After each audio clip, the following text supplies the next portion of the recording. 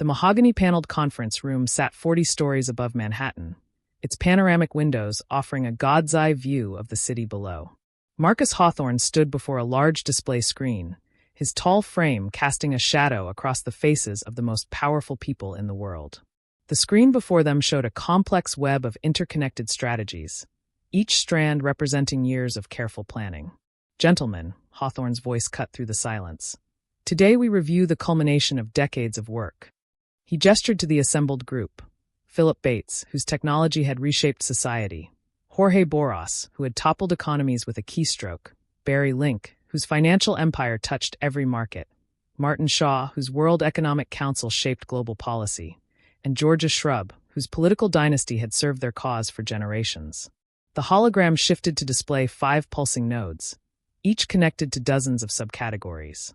"Our 5 pillars of control," Hawthorne continued, touching the first node. "Medical control through pharmaceuticals and vaccines. Educational subversion to weaken critical thinking. Entertainment distraction to keep minds numbed. Food and water manipulation to cull the herd and ensure compliance. And finally, economic pressure to maintain dependence. Through these pillars, we can ensure the human population remains subdued as we depopulate the planet." Randy Dawsey, their head of scientific research, stepped forward. His wire-rimmed glasses caught the light as he pulled up detailed chemical structures. "The latest neurological data exceeds our expectations. Long-term exposure to our compounds shows a marked decrease in independent thought patterns, while maintaining basic functionality for labor." Barry Link's lips curved into a smile. "The beauty lies in the subtlety," he said, studying the projections. "They don't realize they're being shaped until it's too late. Like water wearing away stone, patient, inevitable, complete." The screen shifted again, displaying global population metrics. Marcus Hawthorne's expression remained impassive as he surveyed the data. "The key to lasting control isn't brute force, it's choice. We give them the illusion of freedom while molding them from within. They'll thank us for their chains, never realizing they forged them themselves."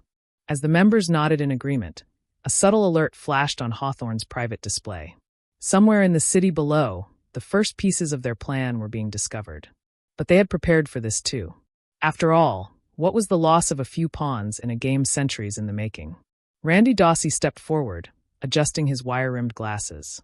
"Let's focus on one of our most successful initiatives to date." He waved his hand, bringing up a molecular structure that rotated slowly in the air. "The SSRI program has exceeded our expectations. A decade of deployment has yielded precisely the results we anticipated." The display transformed into a series of brain scan comparisons.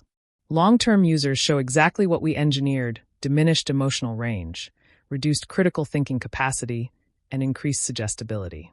But the true masterpiece, he paused, allowing himself a thin smile, is that they believe it's helping them. Martin Shaw leaned forward, his aged fingers steepled beneath his chin. "The numbers. Prescriptions have tripled in the last 5 years alone," Dawsey replied. "Universities, prisons, public schools, all showing record adoption rates. The side effects we engineered are particularly elegant: hallucinations, seizures, agitation, confusion. In some cases, violence and suicidal thoughts.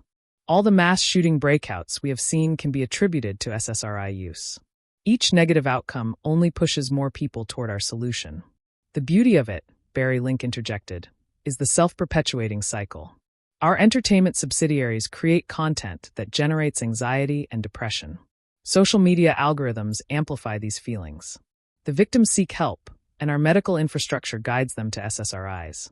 The medications make them more susceptible to our influence and act out in violence, and the cycle continues. We create the disease," Hawthorne nodded, "and we provide the cure." Georgia Shrub's weathered face creased with amusement. "The legislation to require mental health screening in schools is moving through Congress now. Soon, we'll have them from early childhood. And those who resist?" Philip Bates asked, though his tone suggested he already knew the answer. Hawthorne's lips curved into a cold smile. "The same plan as always. They'll be labeled conspiracists, extremists, dangers to society. The medicated majority will demand their compliance. As I said, they'll beg for their own chains." As the members nodded in agreement, a subtle alert flashed on Hawthorne's private display. Somewhere in the city below, the first pieces of their plan were being discovered. But they had prepared for this too. After all, What was the loss of a few pawns in a game centuries in the making? Erin Sullivan sat in her cramped studio apartment, the blue light of her laptop casting shadows across stacks of papers and empty coffee cups. Since her firing from the school system, she'd transformed her living space into an investigation hub, walls covered with printouts, sticky notes, and red string connecting seemingly disparate events.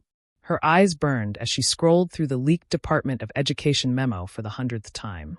Mental Wellness Initiative, she muttered, highlighting another suspicious phrase. The document outlined a new mandatory psychiatric evaluation program for all students. But something about the language set off alarm bells in her mind. Her phone buzzed. Another message from a former student's parent. Ms. Sullivan, they're trying to put Tommy on medication. They said he's too argumentative in class, questions authority too much. They're threatening to remove him from advanced placement if we don't comply. It was the fifth such message this week. Running her fingers through her unkempt hair, Erin pulled up the spreadsheet where she'd been tracking similar cases. A pattern was emerging. Students who showed strong critical thinking skills, who questioned the new curriculum, who demonstrated leadership qualities, they were increasingly being flagged for behavioral intervention. A knock at her door made her freeze. Through the peephole, she saw Dr. Helen Maxwell, a psychiatrist she'd been corresponding with about her concerns. After carefully checking the hallway, she let the woman in. "I can't stay long," Dr. Maxwell said, her voice barely above a whisper. She pulled a USB drive from her coat pocket. "What you suspected about the incentive programs, it's worse than we thought. Schools get direct kickbacks for each student put on medication. The pharmaceutical companies are offering administrators all expenses paid, educational conferences at luxury resorts. But that's just the surface." Erin plugged in the drive, and her screen filled with documents. Her eyes widened as she scanned the contents. "These prescription rates, they've tripled? Look at the correlation with the new curriculum changes." Dr. Maxwell pointed to a graph. "As critical thinking scores go down, prescription rates go up. They're not just dumbing down education, they're medicating anyone who resists it." A chill ran down Erin's spine as she opened another file. Internal communications about a new generation of psychiatric drugs designed to correct what they termed hyperindependence and antisocial questioning of authority. "My God," she whispered. "They're not treating mental illness. They're treating independent thought." Dr. Maxwell nodded grimly. "The pharmaceutical companies are calling it social compatibility enhancement, but in the clinical trials..." She paused, swallowing hard. The test subjects became extremely suggestible, aggressive, and confused. Before Erin could respond, her laptop pinged with an alert. Someone was accessing her private emails, specifically the ones containing her research into the school system's pharmaceutical connections. Her screen flickered, files beginning to delete themselves. "They know," she gasped, frantically trying to save what she could to an external drive. "How did they?" "The school's IT system," Dr. Maxwell realized. "Your old login credentials." The sound of heavy footsteps in the hallway cut her off. Both women froze as shadows appeared under the door. The footsteps stopped directly outside her door. Erin and Dr. Maxwell held their breath, eyes fixed on the shadows visible beneath the doorframe. Instead of the expected pounding, there was a soft scratching sound. A white envelope slid under the door, the expensive paper catching the dim light. They waited, hearts pounding, until the footsteps retreated down the hallway. After several tense minutes of silence, Erin crept forward and retrieved the envelope. The paper was thick, obviously expensive, with a subtle watermark she didn't recognize. Inside was a single note written in precise, elegant handwriting.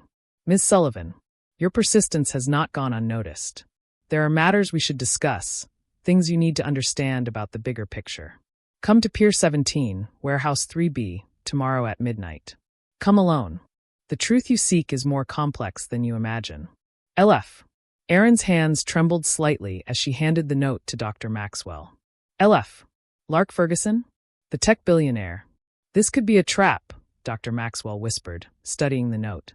"But it could also be a way in," Erin finished. "Someone high enough up to know what's really going on."